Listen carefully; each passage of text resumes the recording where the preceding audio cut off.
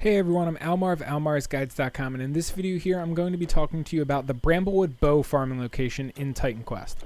So where we are right now is in the Soronis swamp of Act 4, and the Bramblewood bow drops as a monster infrequent off of these frog enemies. They're called Anorans. I'm pretty sure that's how you pronounce it, or Anorans, if you want to put more emphasis on the U in the word. But these guys will drop Bramblewood bow as well as a few other monster infrequents. They can drop the Witch Doctor set as well as the Bat Rakos, I'm pretty sure it's pronounced set. And the Bat Rakos set used to be a lot better than it is right now. It's actually been nerfed in the anniversary edition of the game. It doesn't give you as much defensive ability, or I'm pretty sure it gave you like a flat defensive boost, and now it just gives defensive ability instead. So it's not as good, but it can still be useful in the right situations. But more often than not, the reason that you're farming for this location, or farming at this location, is the Bramblewood bow. And what makes the Bramblewood bow so good is it has reduced resistances on it. Let me actually pull up on my other computer the exact Titan Quest database for it. It has 25% chance to reduce resistances of the enemy that you're fighting by a certain percentage depending on the difficulty that it drops. So on legendary difficulty, it will reduce the resistances by 50 for 3 seconds. And on epic, it says 40 for 3 seconds. And each time you fire your bow, each time your bow hits them, or an arrow hits them more accurately, unless you plan on throwing your bow at the enemy, which I don't think would be very good. Each time an arrow hits the enemy, it has a 25% chance of this effect applying to them, the reduced resistances. And the bow will also come with increased attack speed, and it will come with more or less attack speed depending on what difficulty you get it to drop in. So, back to the question of what makes this bow so good. Well, reduced resistances will cause your attacks to deal a shit ton more damage. And this will work for piercing resistance, which your bow does piercing damage. And if you get any extra little effects on your bow, because don't forget this is a monster infrequent, which means you can get a prefix and a suffix roll on it. And depending on what affix roll you get on your bow, it will either be insanely good or just okay. So this weapon really ends up being a chase item for archers in Titan Quest. And if you're unfamiliar with that terminology, what a chase item is, it's essentially the item that you can always farm a better version of for yourself. Like, you can basically farm Bramblewood bows until you get bored of the game and you have nothing else to, really nothing else to farm, and you don't feel like continuously farming Bramblewood bows in the hopes that you get something better. There's a small chance you'll get a Bramblewood bow with both a prefix and a suffix on it, although most of the time you'll probably only get a Bramblewood bow with one of the two. So that is right there, gives you a reason to constantly farm this item over and over and over. And then if you do get a Bramblewood bow with both a prefix and a suffix on it, you have to hope that the prefix and suffix is good, and then you also have to hope that they're good for your build / the current gear setup that you have. I.e., somebody else might want a bow with like double attack speed on it. Since it comes with attack speed on it, if you get another suffix roll that has attack speed on it, will be even better for a lot of builds. However, if you already have a lot of gear with attack speed on it, you might not want that. You might want something else. And that's why this item ends up being a chase item, because you can get a highly customizable bow for really any build that you're doing that uses bows. And that's where farming this item comes in, because there is a few locations you can farm this in Act 4, but this location, the one that I'm at right now, is in my opinion the best. So in order to get to this location, you want to teleport to Medea's Grove and then run basically directly north from Medea's Grove. You have to go through a few locations, but eventually you'll end up in Soronis at where I am right now. Like, let me scroll down my map to Medea's Grove. Here's Medea's Grove. And as you can see, you run north through the, I can't remember what those caverns are called. Amphilion caverns, I'm pretty sure. And then through Soronis, you want to make sure you stop at all of these camps. Like, see this big camp on my map here? This big camp too. Another big camp. These are all Anoran frog camps. You won't want to go up here. There's all Hydrogoans up there and nothing of much value. And then this portion of the Tusconian ruins, I'm going to show you in a few seconds here in the video. But there's a lot of frog enemies in this portion of the ruins as well. So I strongly recommend you come into this portion of the ruins and you do some hunting in here too. And that will be your basically farming rotation. You're going to... That rebirth shrine you just seen me at a few seconds ago and at the start of the video is, in my opinion, the best rebirth fountain for this farming, because it'll put you on the basically borderline of Soronis and the Tusconian ruins. And then you basically just run through the Tusconian ruins, kill the Anorens that you want to, and then reset the game, do the swamp, do the ruins, and rinse and repeat over and over and over and over and over again until you've gotten your Bramblewood bow, or the sort of Bramblewood bow that you want to get. Now, I'm not going to cover every single portion of the Tusconian ruins that you can hunt in, because you can actually go further northeast than where I am right now and still find frog Anorens, but there's basically you have to pick your own circuit, or you have to decide your own circuit when going through this location, because there's a... I'm trying to think of how to explain it. There's a few frogs that are quite out of the way, and it's up to you if you want to actually go and do them. Like, you'll notice in my circuit here, I'm not going to hit every single frog location, as aforementioned, because I would rather just start over and redo the circuit instead of killing every single frog. So, I mean, it's kind of personal preference, what you want to do. I don't think one is more time efficient than the other. Or rather, if I had to honestly choose, I think it's more time efficient to reset instead of hunting down every single frog enemy. You may as well just like reset, kill the bulk of them, reset, kill the bulk of them, reset, kill the bulk of them, and then do it that way. But this is going to be, like I said, your own personal choice, however you want to farm it, yada, yada, yada. And over time, you'll start to learn where the enemies are and where they aren't. And what I mean by that is there's going to be some portions of the swamp that there's no frog enemies. Like the frog enemies in the swamp, they only spawn in the frog camps that I showed you earlier. And in the ruins, they only spawn at certain parts. So hit or miss where you want to go, what you want to farm. Like, I'm actually going to go into a new area here, which I haven't had explored on my map yet because I feel like it this time. And there's actually a few frog enemies up here too, which I like hunting anyway, so.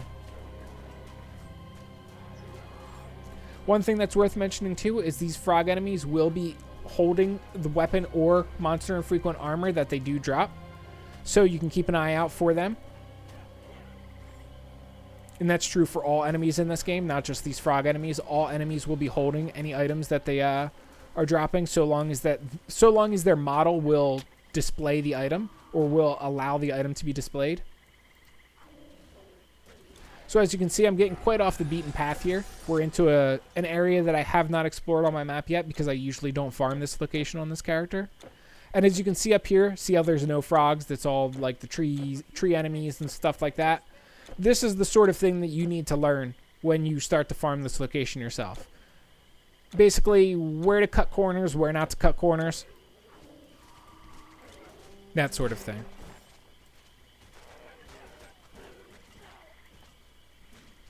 And it's worth mentioning too, the other monster infrequents that these drop, you see me picked up one earlier in this video, the Mubuti's Advocate. They're hit or miss. The Witch Doctor set is alright. I wouldn't say it's worth farming, but if you are, like if you're leveling up two characters, one of them's a caster, one of them's an archer, and you're farming for your bow, using the Witch Doctor's gear on your caster, if you don't have anything better, would not be that bad of an idea. But it's definitely not like the best gear in the game. And it is worth mentioning the Bramblewood bow does have a rather low drop rate. I would say the drop rate for this bow is like 2 or 3%. Usually I see one bow every 4 or 5 runs. And I've gotten about 10 Bramblewood bows, and I must be unlucky because I've not gotten a single one with both a prefix and a suffix on it. And as you can see, basically, I finished all of the run that I need to do throughout the swamp, so we're going to reset.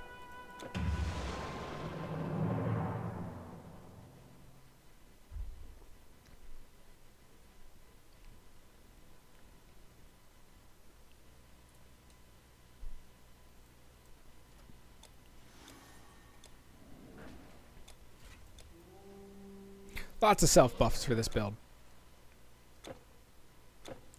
Now, since we won't be dick-dallying around, I'm going to show you my farming rotation. So we start with basically doing all of the Anaran camps in the swamp, and then we move on from the swamp to the ruins, and then we usually end in the ruins. I prefer doing the swamp first because then we don't have to backtrack through all of the ruins to get back to the swamp, and then you run like right by the rebirth shrine to get back to the swamp. So I find it's just easier to do the swamp first since it's not out of the way.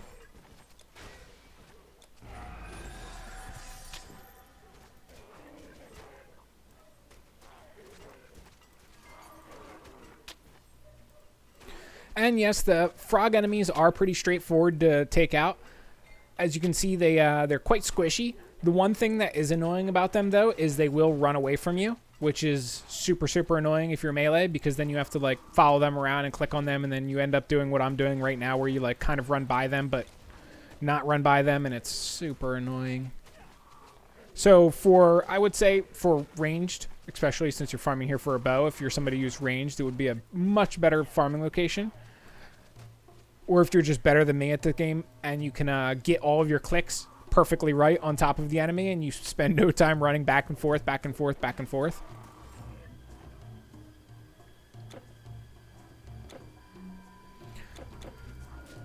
And as you can see here, the Anaran enemies, they do spawn. So I was wrong a little bit earlier, where they do spawn outside of the camp just a little bit. Usually on these paths are the only spot that I see them spawning outside of the camp. So basically the path that connects the northern and southern swamp together. And we're also kind of like right next to an Anaran camp anyway, so kind of not wrong from earlier where they only spawn in the camps, because that like arguably is part of the camp. And see, here's another path that they spawn. Of course, as always, the hero frog enemies will have a better chance of dropping the item that you want than the regular enemies that you take out. I will actually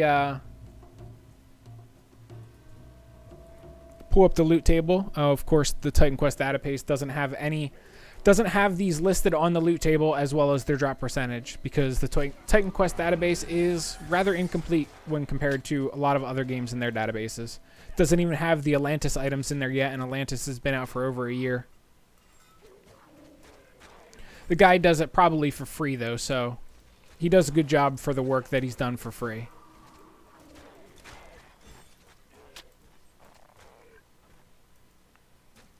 And it's worth mentioning, too, if you are farming this location for better loot, which you most likely are, or rather if your character needs better loot, and I'm talking about gear, not like a bow, loot everything that you get from this location, vendor it, and then definitely always do the Atlantis orb farming. If you're unfamiliar with what that is, check out my website, almarsguides.com. The Atlantis orb farming section is specifically what I'm talking about, and you can basically trade gold for orbs, and the orbs will give you goodies, and by goodies I mean epic gear, blue gear, along with other good rolled gear. It's probably one of the best locations to farm all of the loot you need in the game. The orbs don't give you everything, but they do give you a lot. Like an example of items they don't give you is they won't give you any monster infrequent, so like Bramblewood bow, you're not going to get that there. And high level sets like the Frasia's set, I do not think can come from the Atlantis orbs. And we're done with the swamp, so we're going to move back into the ruins real fast and clear that, and then we'll reset and probably end the video there, so you don't have to watch me repeat the same shit over and over and over and over again.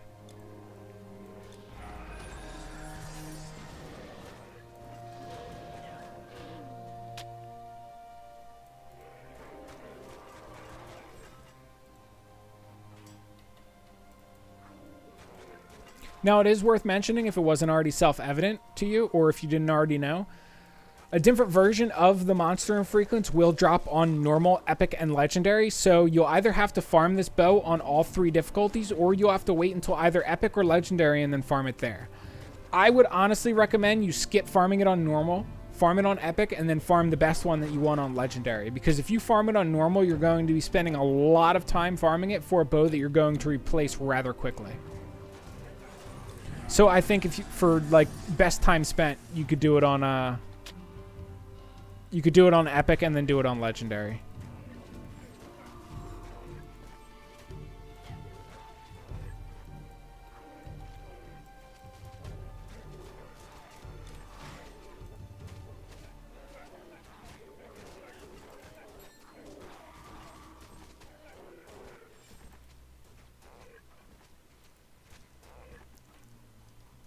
And here's I'll turn off my main item filter because I'm only tracking the bestest of best stuff that drops, but I want you to see all of the other loot that they drop too, so you can get an idea of all the vendor stuff that you can get from here, because you will be able to make a decent amount of money from farming here if you pick everything up and vendor it.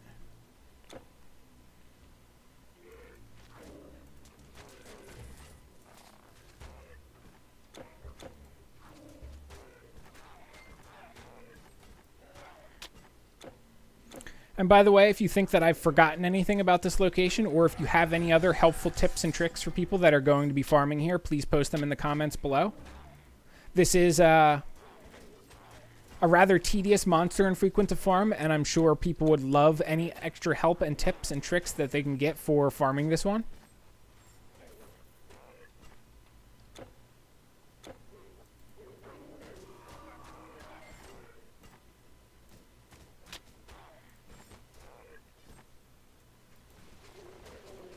And keep in mind, I did say earlier in the video, this is not the only place to farm Bramblewood bow. There's few locations in, I'm pretty sure, Elysium, where you can find frogs, and there's also pale anorans in the Hades areas. I'm pretty sure they dropped the Bramblewood bow, although I'm not 100% sure, and I can't double check on Titan Quest database since that doesn't contain any information about who and what drops the item. So if anybody in the comments can confirm or deny that the pale anorans in the Hades area drops it, that would be an alternative location to farm if you get bored of farming here and still want, you know, to farm for the same item. Because I do know that the Hades swamps have a decent amount of pale anorans in them.